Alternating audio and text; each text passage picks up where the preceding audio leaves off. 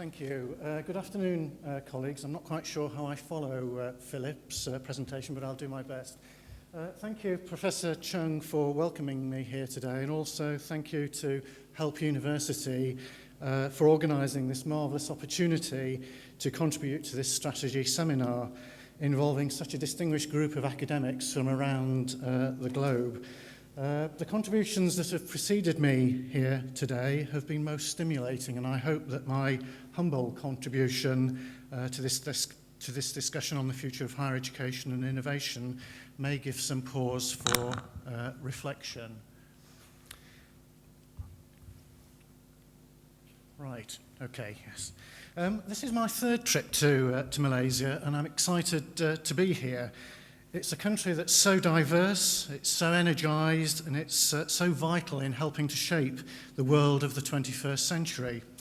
As I begin to learn and explore this beautiful country, I can perhaps best describe my reactions by borrowing the words of the Malaysian Prime Minister, Ahmad Badwawi, who back in 2006 was instrumental in shaping the 9th Malaysia Plan.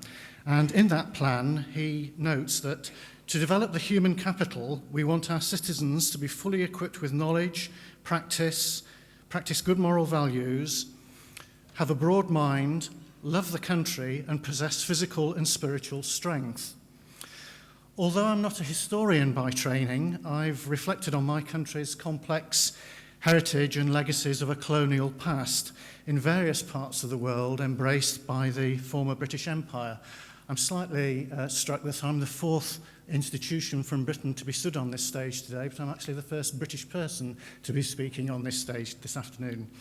I'm struck by Malaysia's diversity and how that succeeds.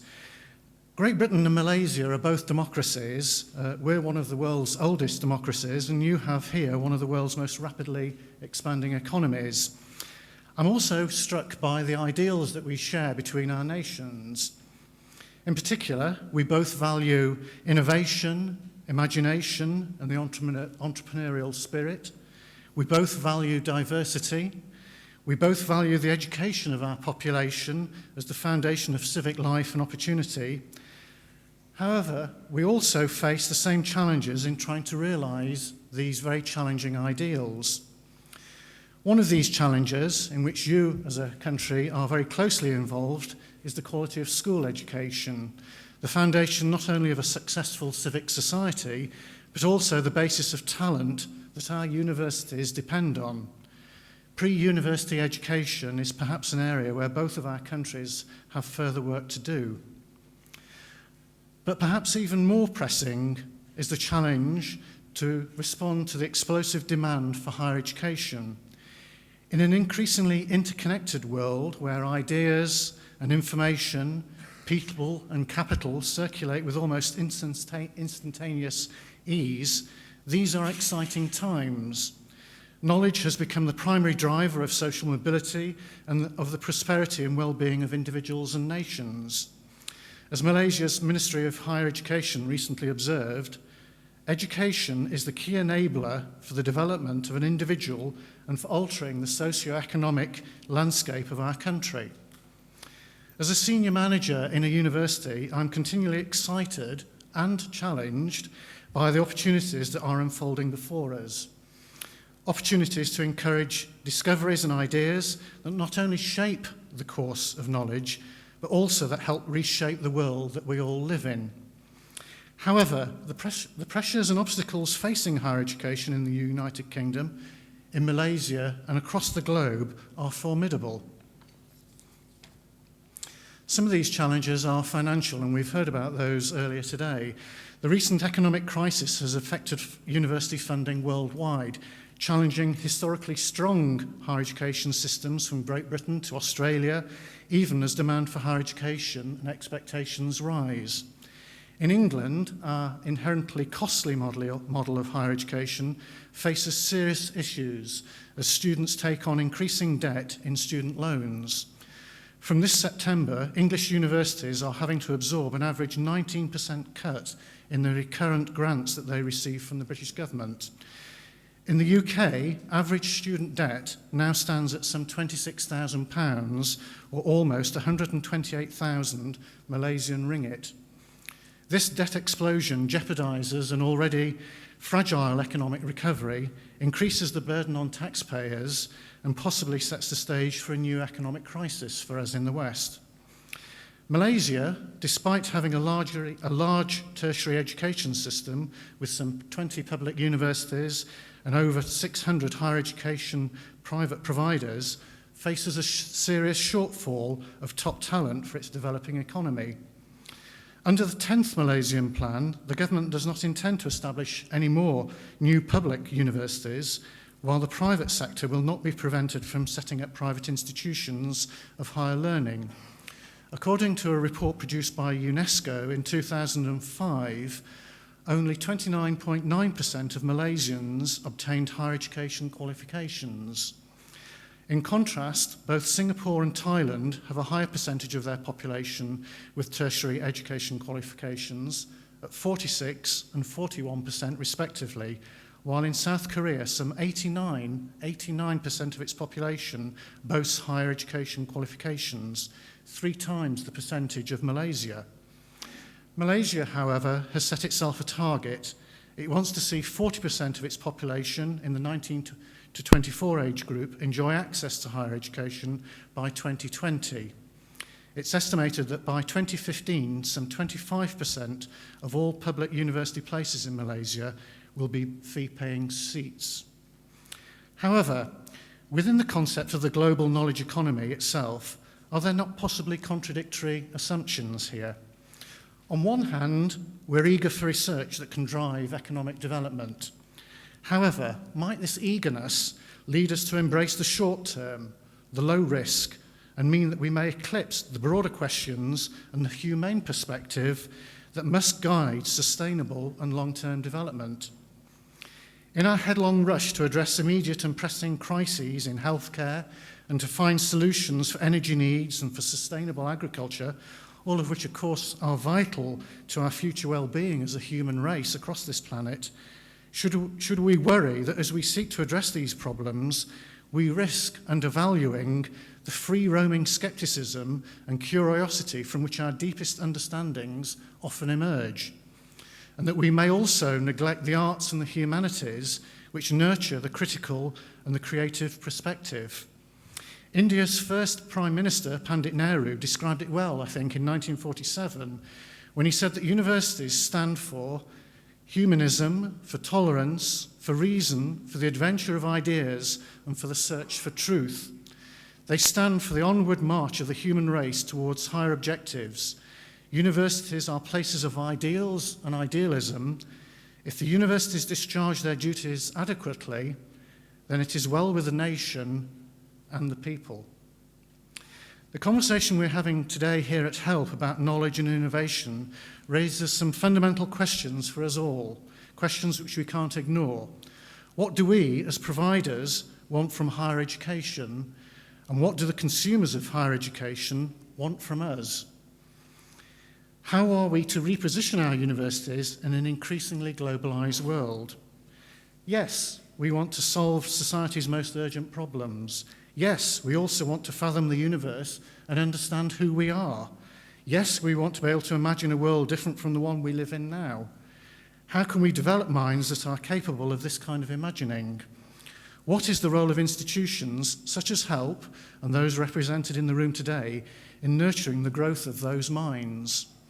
We must educate students for a world of uncertainty and rapid change, for a landscape that will require them to improvise, for problems global in scope that may only be solved through cultures and languages and perspectives that are emphatically local. How do we do that?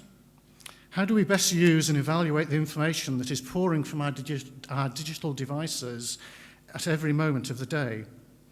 One of the world's greatest writers, the Nobel laureate Rabindranath Tagore, warned way back in 1933 that, as he put it, by devoting our sole attention to giving children information, we unwittingly accentuate a break between the intellectual, physical, and the spiritual life. We may become powerful by knowledge, he added, but we attain fullness only by sympathy. Fundamental to both the humanities and the sciences is the capacity for interpretation, the ability to combine intuition and reason to make sense of the world around us, to understand not only the measure of things, but also what they mean. This capacity lies at the heart of innovation, and crucially, it lies at the heart of what we, as universities, should be doing. In Malaysia, dedication to global collaboration has long characterised your education system, and at the University of Chester, connections with Malaysia, learning and achievement are clearly evident and sometimes very close at hand. Distinguished students from Malaysia have graced Chester's academic departments. As staff and students increasingly crisscross the globe, we benefit enormously from our intellectual exchanges with Malaysia, and we look forward to extending our partnerships in that regard. In the coming years, rapid technological development will require higher education institutions to continually review their approaches to teaching and research methods. This will be driven by improved domestic access to high-speed broadband, changing social attitudes of students and staff in relation to the use and adaptation of technology, rapid innovation in online technology, including mobile devices and cloud computing, some of which we've heard from several speakers earlier today, and importantly, bottom-up adoption of externally developed technologies into the activities of an institution by students and, importantly, lecturers, people of an older generation like myself who have to understand this technology that is rapidly changing and developing around us. The principal direct impact of learning technology is its scope to change significantly the delivery of higher education in terms of volume and distance. That is, the ability to reach a much larger volume of students with fewer resources, and the ability to reach students over much longer distances while maintaining a direct interaction in real time through shared online spaces. The role of technology in the delivery of teaching has long been discussed, but has had only limited impact on mainstream usage to date. Distance learning, for example, is a relatively small element of the higher education landscape. In the UK, only 5.3% of undergraduates are presently registered as studying in this mode. Early predictions that online provision would claim a high proportion of the market have not yet been borne out. Why is this? Is it because of the fear of the unknown amongst institutions?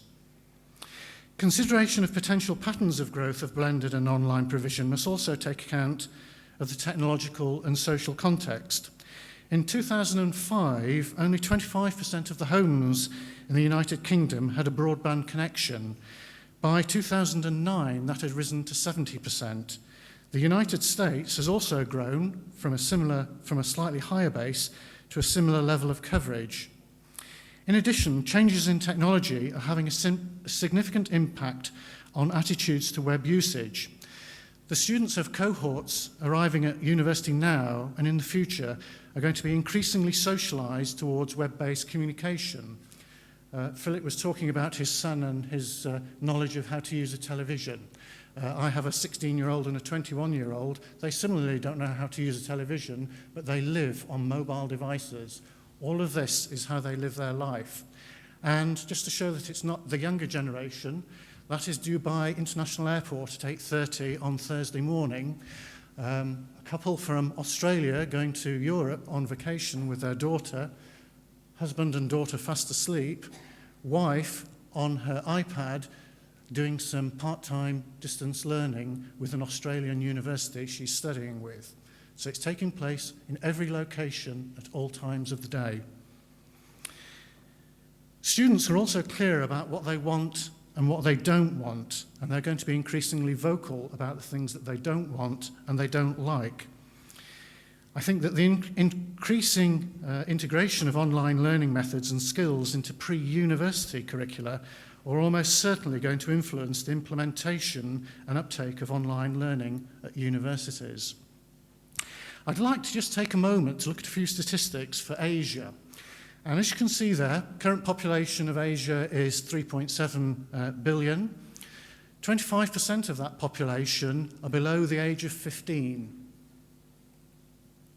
Internet access across Asia, currently running at around 909 million users.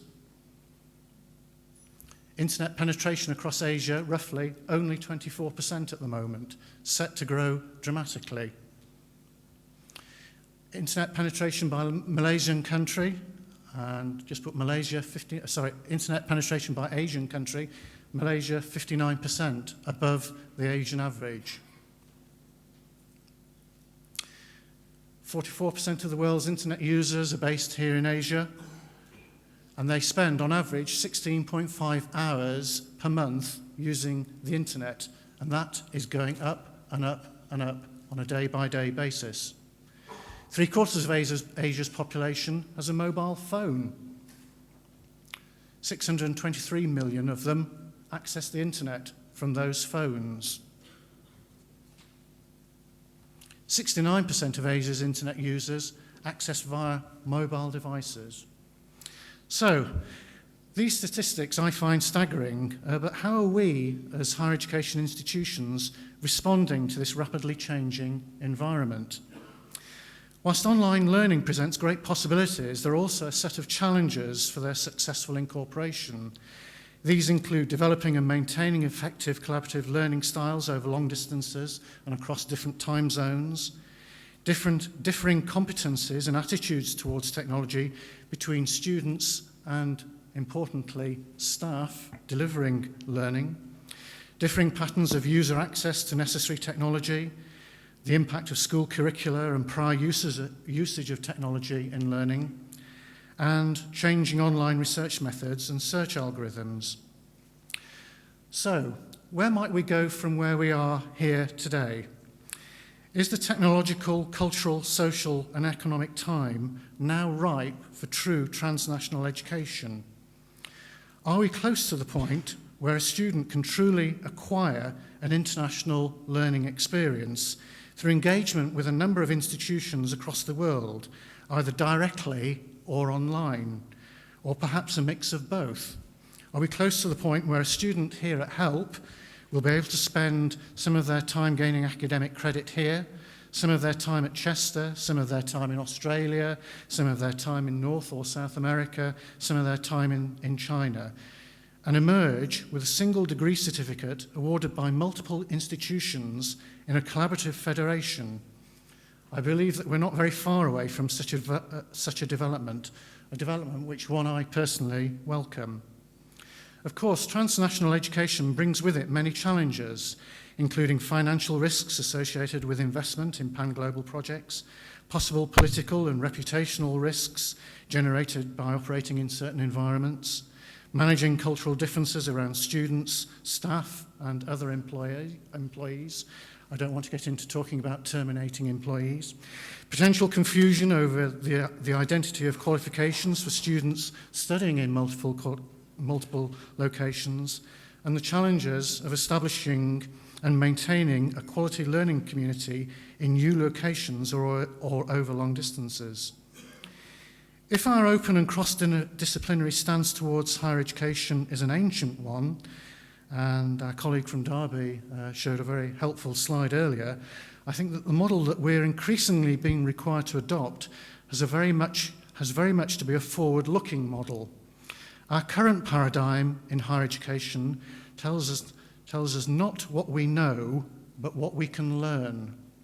The knowledge economy we are increasingly inhabiting is one in which students have to know that, on graduation, they will be entering a new and rapidly changing economy in which fertile imagination, inventiveness, improvisation, empathy, and a capacity for collaborative teamwork and creativity will be at least as important as the bodies of knowledge they will acquire in their lectures. Education should not be mechanistic or narrowing, but an expression of wonder, questioning, and curiosity that comes not from the prescriptions of parents and teachers, but from students' exploration and discoveries. At the start of every new academic year, as part of our induction processes for new students, I tell Chester's new and extremely nervous undergraduate students to experiment and follow their curiosity. And I try to remind them that before Galileo defied the wisdom of his day, he had to defy his father, who wanted him to be a doctor. I might also add that Galileo wrote dramatic dialogues to convey scientific analysis to a much broader audience. I think we sometimes forget in higher education that the language of communication we use is also critically important. None of this is easy. In fact, it's very, very difficult. We're all having to constantly modify our approaches to teaching and learning. In spite of this, we can all unleash innovation and creativity in deliberate ways. And I'm not the first speaker today to mention Steve Jobs, whose innovative genius has been much in the news in recent times following his untimely passing. And Steve Jobs made it his stated purpose in life to combine the sciences and the humanities to change the world. Near the end of his life, he said that the reason that his company Apple connected with people was not just innovation, but, as he put it, because there is a deep current of humanity in our innovation. It is perhaps no surprise that his inspiration for perfecting Apple's greatest engineering products was drawn from the arts. A prized bootleg tape of the Beatles performing and refining over and over again the song that some of you may know, Strawberry Fields Forever. It's also no surprise that he learned the power of intuition and experimental wisdom on a trip to the Far East when he was 19. At his famous product launches, Jobs would unveil a highly anticipated device using words like revolutionary and intuitive, and then show the image of two intersecting street signs, one saying technology and one saying the liberal arts. Exploring the intersection of humanities and science, he once remarked, is a really magical place. I think that the best education has to be about that, the freedom to think, to imagine, to challenge, to change. Innovation with a deep current of humanity is what our universities should exist to do. Our purpose should not be just to create better jobs, but to create better people with better lives, to foster creative thinking that we distinguish from information or receive knowledge, to question assumptions, to open our minds, and to expand our shared sense of possibility. In conclusion, I'd like to return to Rabindranath Tagore. Tagore described the university as a place for a common pursuit of truth, a place where perhaps, a bit like a football team, we're all in it together, where we speak the languages of science and poetry because we need both of those languages. The university, as Tagore put it, teaches us to respect our real differences, yet remain conscious of our oneness, and to know that perfection of unity is not uniformity, but harmony. I don't think that there's any more important conversation than the one we're having here today, and without innovation, we will all become dinosaurs and relics of the past. We have to work together in harmony as institutions across this globe to try and forge a new world of higher education learning, a truly global and interconnected world of learning. Thank you very much indeed for your patience and attention. Thank you.